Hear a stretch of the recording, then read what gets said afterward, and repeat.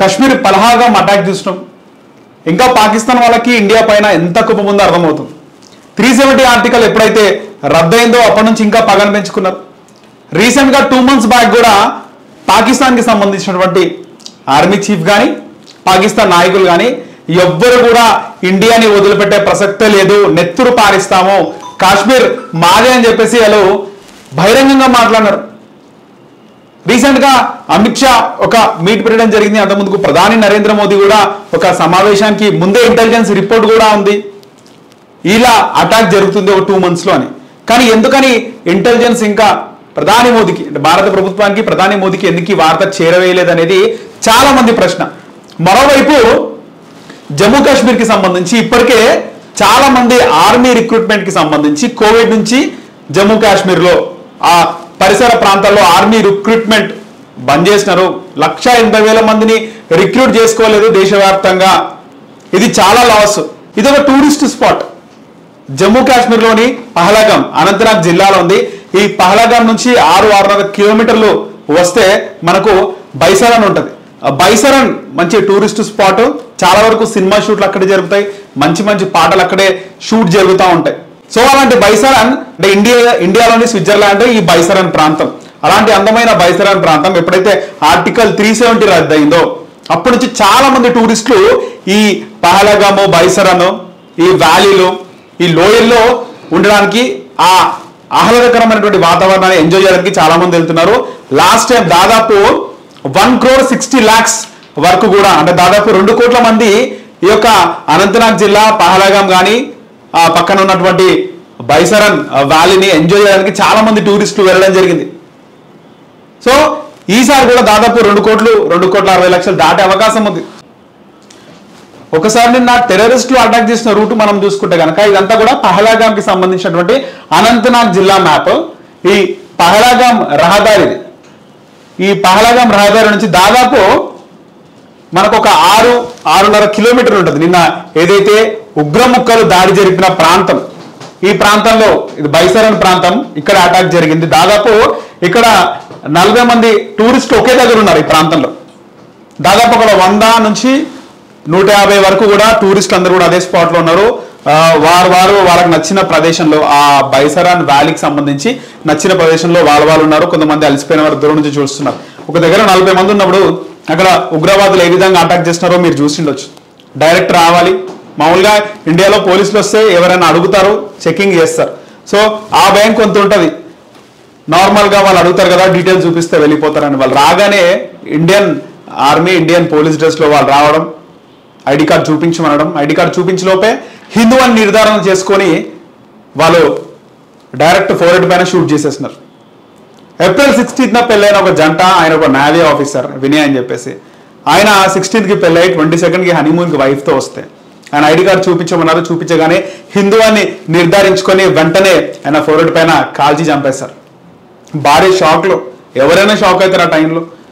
డైరెక్ట్గా వచ్చేసి నేరుగా భర్త పైన లేకపోతే తండ్రి పైన, అన్న పైన షూట్ చేస్తే షాక్ అయ్యి వాళ్ళకు ఒక తెలియని ట్రాన్స్లోకి వెళ్ళిపోయినారు, భయంలోకి వెళ్ళిపోయినారు. కొద్దిసేపటికి ఆర్మీ వాళ్ళు కొద్దిసేపటికి వస్తున్నారు, మన ఇండియన్ జవాన్స్ కొద్దిసేపటికి. ఎందుకంటే ఈ పహల్గామ్ నుంచి బహరాన్ వరకు, ఎందుకంటే పహల్గామ్ నుంచి బిసరన్ వ్యాలీ వరకు కూడా వాహన రాకపోకలు ఉండే, నడుచుకుంటూ వెళ్ళాలి లేకపోతే గుర్రాలపై వెళ్ళాలి. విషయం తెలుసుకున్న ఇండియన్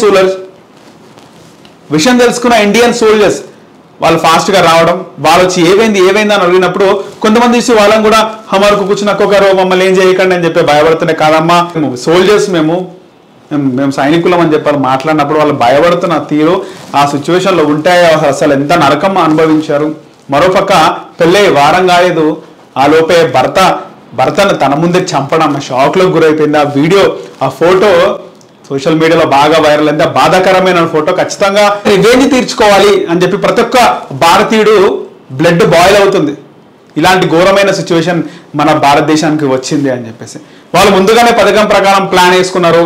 ఇక్కడ పహల్గామ్ నుంచి 6.5 కిలోమీటర్స్ ఈ బైసరన్ వ్యాలీకి కుడివైపు అమర్నాథ్ యాత్ర క్యాంప్ ఉంటుంది. ఇక్కడ అమర్నాథ్ యాత్ర కూడా దాదాపు కొన్ని కోట్ల మంది జనాలు వెళ్తుంటారు. దాదాపు 60,000 మంది సోల్జర్సే ఈ అమర్నాథ్ యాత్రకి రక్షణగా ఉంటారు.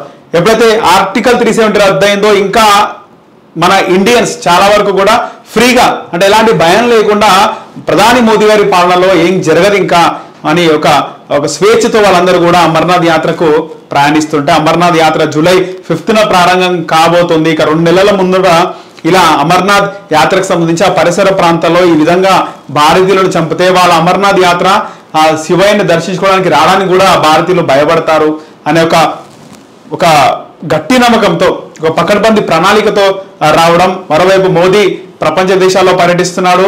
అగ్రరాజ్యం అమెరికాకు సంబంధించి ఉపాధ్యక్షుడు కూడా భారతదేశంలో పర్యటిస్తున్న వేళ ఇలాంటి ఘటన జరిగితే ప్రపంచవ్యాప్తంగా కూడా ఇది డిస్కషన్కి వస్తుంది. వాళ్ళు ఖచ్చితంగా భయపడతారు, మనకెందుకులే కాశ్మీర్ వదిలేద్దాం అనుకుంటారు అని చెప్పేసి విధంగా పథకం ప్రకారం వచ్చారు. వాళ్ళు అనుకున్న పథకం కూడా కొద్దిగా అమలయ్యే అవకాశం కూడా ఉన్నది.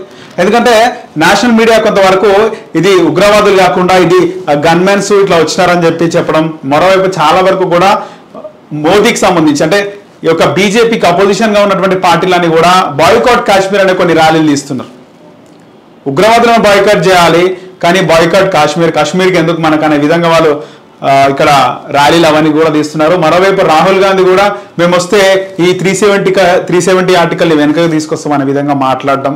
ఈరోజు బాయ్కాట్ కాశ్మీర్ అనడం మన కాశ్మీర్ మన ఇండియాలో భాగంగా ఉండాలి, అలాంటిది బాయ్కాట్ కాశ్మీర్ అంటే కాశ్మీర్ మనకు వద్దు అనుకుంటే ఖచ్చితంగా మనకు వద్దు అన్నాడు వాళ్ళకి ఇచ్చేయాల్సిందే కదా.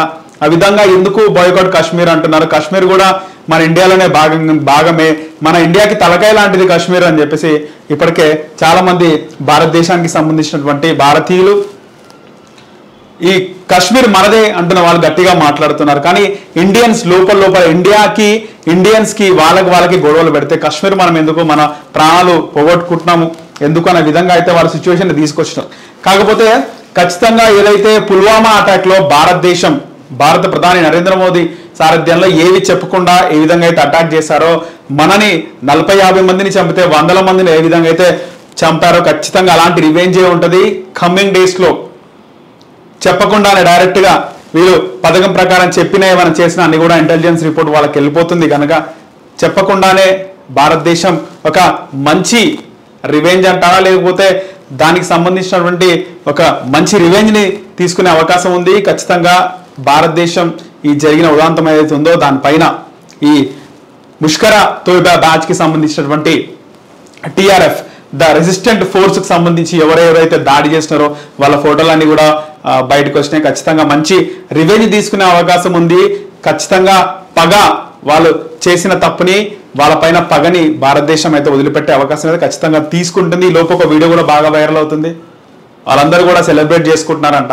ఇంతమందిని చంపి పాకిస్తాన్లో సెలబ్రేట్ చేసుకుంటున్నారంట. ఇప్పటికే దీనికి సంబంధించి ఒక వ్యక్తి కేక్ తీసుకెళ్తున్న వీడియో కూడా బాగా వైరల్ అయింది.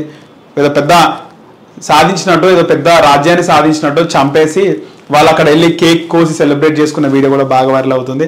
సో పుల్వామా అటాక్ లో ఏదైతే చెప్పకుండానే రివెంజ్ ఏ విధంగా పగ తెచ్చుకున్నారో ఖచ్చితంగా భారతదేశం ఎవరెవరైతే ఈ ఊచకోత కోసారో ఎవరెవరైతే ఉగ్రవాదులు ఈ విధంగా భారతీయులను చంపారో వాళ్ళందరినీ కూడా చంపే అవకాశం ఉంది. వాళ్ళని కూడా ఊచకోత కోసే అవకాశం ఉంది. మనం కూడా త్వరలో వాళ్ళు కూడా రెస్ట్ ఇన్ పీస్ అనే మాట ఖచ్చితంగా వింటాం, జరగాలి కూడా.